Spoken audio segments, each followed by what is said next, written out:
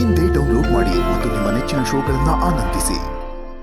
ಅಷ್ಟೇ ಅಲ್ಲ, ನೀನು ನಿಜವಾಗ್ಲೂ ಶ್ರೀಮಂತೆ. ಯಾಕಂದ್ರೆ ನಿನ್ನ ಶ್ರೀಮಂತಿಕೆ ಏನು ಅಂತ ಸರಿಯಾಗಿ ಅರ್ಥ ಮಾಡ್ಕೊಂಡಿದೀಯಾ.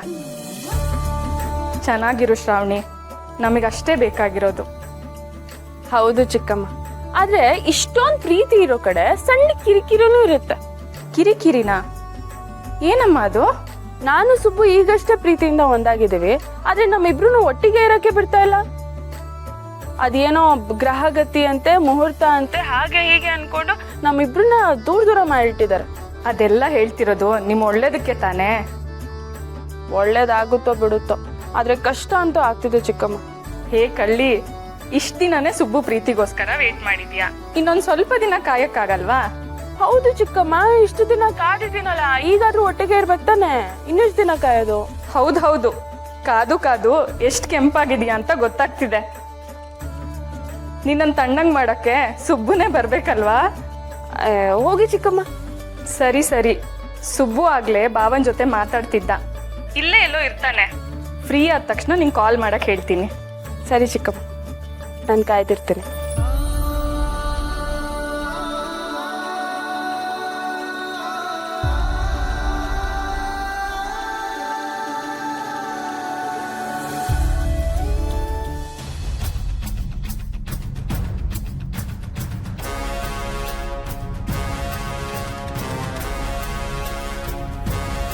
ಅಣ್ಣ, ನೀನ್ ಸುಬ್ಬು ಹತ್ರ ಆ ಥರ ಮಾತಾಡಬಾರ್ದಾಗಿತ್ತು. ಹೌದು ಕಣ, ನನಗೂ ಹಾಗೆ ಅನ್ನಿಸ್ತಾ ಇದೆ. ಯಾವುದೋ ಕೋಪ ಸುಬ್ಬು ಮೇಲೆ ತೀರಿಸ್ಕೊಂಬಿಟ್ಟೆ. ಪಾಪ ಅವನು ಏನು ಅನ್ಕೊಂಡೋ ಏನೋ. ಅಲ್ಲಣ್ಣ, ನೀನ್ ಯಾಕಣ್ಣ ಇಷ್ಟೊಂದು ತಾಳ್ಮೆ ಕಳ್ಕೊತಾ ಇದೀಯಾ? ಅಲ್ಲ, ಶ್ರಾವಣಿ ಹೆಸರು ಹೇಳಿದ್ರೆ ಕೋಪ ಮಾಡ್ಕೋತೀಯ ಯಾಕಣ್ಣ? ಏನಾಯ್ತು? ಶ್ರಾವಣಿ ಏನಾದ್ರು ತಪ್ಪು ಮಾಡದ್ಲಾ? ಹೌದು ಬಾಬಾ, ನಾನು ನಿಮ್ಮನ್ನು ಕೇಳೋಣ ಅನ್ಕೊಂಡಿದ್ದೆ. ಪಾಪ ಮಗು ನಿಮ್ಮ ಪ್ರೀತಿಗೋಸ್ಕರ ಎಷ್ಟು ಹಾತೊರೆಯುತ್ತೆ. ನೀವು ಒಂದೇ ಒಂದ್ಸತಿ ಪ್ರೀತಿಯಿಂದ ಅವಳ ಹೆಸರು ಕೂಗಿದ್ರೆ ಸ್ವರ್ಗನೇ ಸಿಕ್ತಂಗೆ ಆಡ್ತಾಳೆ. ಅಂಥದ್ರಲ್ಲಿ ನೀವು ಅವಳ ಮೇಲೆ ಇಷ್ಟೊಂದು ಕೋಪ ಮಾಡ್ಕೊಂಡಿರೋದು ಯಾಕೆ ಅಂತಾನೆ ಗೊತ್ತಾಗ್ತಿಲ್ಲ. ಯಾಕಣ್ಣ, ಸುಬ್ಬುಗ ಆ ರೀತಿ ಎಲ್ಲ ಅಂದ್ಬಿಟ್ಟೆ ಅಂತ ನೊಂದ್ಕೋತಾ ಇದೀಯಾ? ಆದ್ರೆ ಅವನ್ ನೀನೇನೇ ಅಂದ್ರೂ ಬೇಜಾರು ಮಾಡ್ಕೊಳ್ಳೋದಿಲ್ಲ. ಅವನ ಪಾಲಿಗೆ ನೀನು ದೇವ್ರ ಸಮಾನ. ಆದ್ರೆ ಬಾವಾ, ಸುಬ್ಬು ಶ್ರಾವಣಿನ ಪ್ರಾಣಕ್ಕಿಂತ ಹೆಚ್ಚಾಗಿ ಪ್ರೀತಿಸ್ತಿದ್ದಾನೆ. ಯಾವುದೇ ಗಂಡಂಗಾದ್ರೂ ತನ್ನ ಮುಂದೆ ತನ್ನ ಹೆಂಡತಿ ಬಗ್ಗೆ ಯಾರಾದ್ರೂ ಕೋಪ ಮಾಡ್ಕೊಂಡ್ರೆ ಅವ್ರಿಗೆಷ್ಟು ನೋವಾಗುತ್ತೆ. ನಿಮಗೆ ಹೇಳೋ ಅಷ್ಟು ದೊಡ್ಡವಳಲ್ಲ ಬಾವಾ ನಾನು. ಆದ್ರೆ ಇದ್ರ ಬಗ್ಗೆ ಒಂದೇ ಒಂದ್ಸತಿ ಯೋಚನೆ ಮಾಡಿ ನೋಡಿ.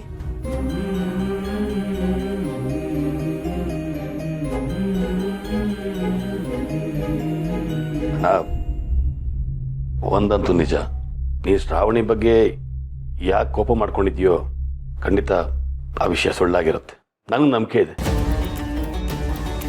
ನಾನು ಇಷ್ಟು ಹೇಳಕ್ಕೆ ಇಷ್ಟಪಡ್ತೀನಿ, ಯೋಚನೆ ಮಾಡು.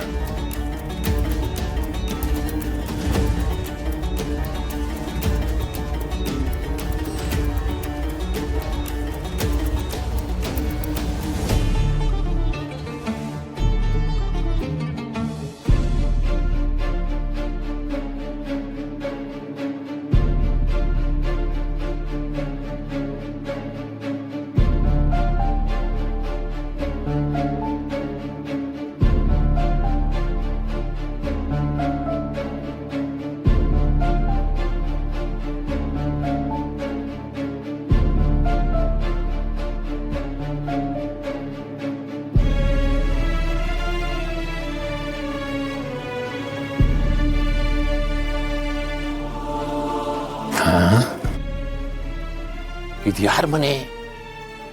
ಪದ್ಮನಾಭ ಎಲ್ಲಿಗೆ ಯಾಕೆ ಬಂದ? ಇದನ್ನ ಕಂಡಿಡಿಯಕ್ತಾರೆ ನಾನು ಬಂದಿರೋದು. ಇಲ್ಲೇ ನಿಂತ್ಕೊಂಡ್ರೆ ಏನು ಸಿಗಲ್ಲ. ಮುಂದೆ ಹೋಗಿ ಮೂಗ್ ತೂರಿಸಿ ಒಳಕ್ಕೆ ನೋಡಿದ್ರೆ ಏನು ಅಂತ ಗೊತ್ತಾಗತ್ತೆ.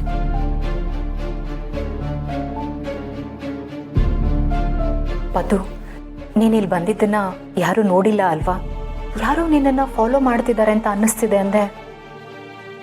ಯಾಕೋ ಅನಿಸಿದಂತೂ ನಿಜ, ಆದರೆ ಯಾರೂ ನೋಡಿಲ್ಲ ಮೋರೆ.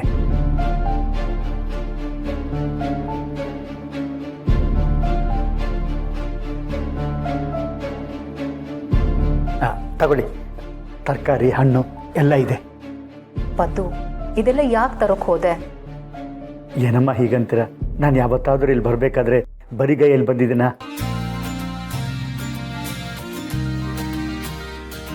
ದೇವಸ್ಥಾನಕ್ಕೆ ಹಣ್ಣು ಕಾಯಿ ಇಲ್ಲದೆ ಹೋಗೋದು ತಪ್ಪು. ಸಾಲಿಗ್ರಾಮದ ದೇವತೆ ನೀವು, ನಿಮ್ಮನ್ನು ನೋಡೋಕ್ಕೆ ಇಷ್ಟು ತರಲಿಲ್ಲ ಅಂದರೆ ಹೇಗೆ? ಪದ್ದುಗೆ ಸಾಲಿಗ್ರಾಮದ ಮನೆ ಮೇಲಿರೋ ಗೌರವ ಹಾಗೇ ಇದೆ. ನನಗೆ ಮಾತ್ರ ಅಲ್ಲ ಪೃಥ್ವಿ, ನಿನಗಾಗಲಿ ಯಜಮಾನ್ರಿಗಾಗಲಿ ಎಲ್ರಿಗೂ ಯಾವತ್ತೂ ಆ ಮನೆ ಮೇಲೆ ಗೌರವ ಇದ್ದೇ ಇರುತ್ತೆ. ಯಾಕಂದರೆ ಆ ಮನೆ ತಾನೇ ನಮಗೆ ಬದುಕು ಕೊಟ್ಟಿರೋದು. ಏನು ಕಾಣಿಸ್ತಾನೆ ಇಲ್ವಲ್ಲ? ಏನಂತ ಫೋಟೋ ತೆಗೆಯೋದು?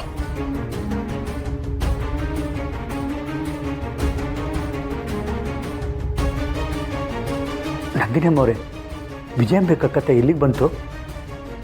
ಪೃಥ್ವಿ ಅಣ್ಣ ಅವಳಿಗೆ ಹುಚ್ಚು ಹಿಡಿಯೋ ಹಾಗೆ ಮಾಡ್ತಿದ್ದಾರೆ. ಅವಳ ನೆಮ್ಮದಿ ಯಾವತ್ತೋ ಹಾಳಾಗಿ ಹೋಯ್ತು.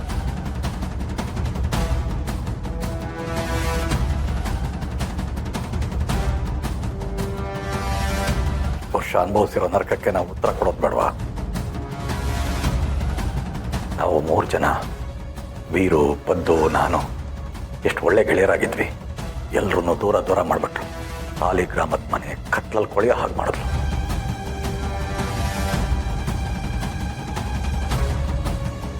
ಅಂಥವಳಿಗೆ ಸುಮ್ಮನೆ ಬಿಡೋದಾ? ಅವಳಿಗೆ ಎಷ್ಟು ಶಿಕ್ಷೆ ಆದ್ರೂ ಕಡಿಮೆನೆ. ಅದು ನಿಜನೇ, ಹಾಗಂತ ದುಡ್ಕೋದು ತಪ್ಪು. ನೀನು ತಪ್ಪಿಸ್ಕೊಂಡಿದ್ದೀಯ ಅಂತ ಗೊತ್ತಾದ ಮೇಲೆ ಆ ವಿಜಯಾಂಬಿಕಾ ಸುಮ್ಮನೆ ಇರೋಳಲ್ಲ. ಅವಳೇನೋ ದೊಡ್ಡದಾಗಿ ಪ್ಲ್ಯಾನ್ ಮಾಡ್ತಿರ್ತಾಳೆ.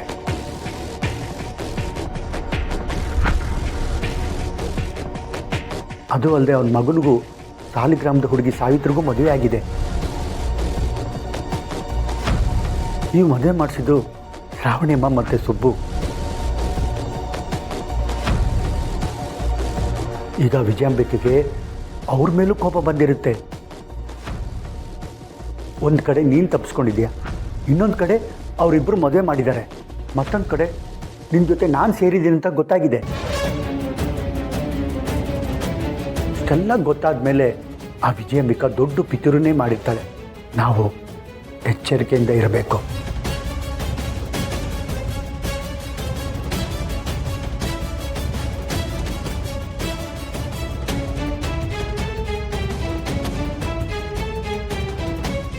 ಶ್ರಾವಣಿ ಸುಬ್ರಹ್ಮಣ್ಯ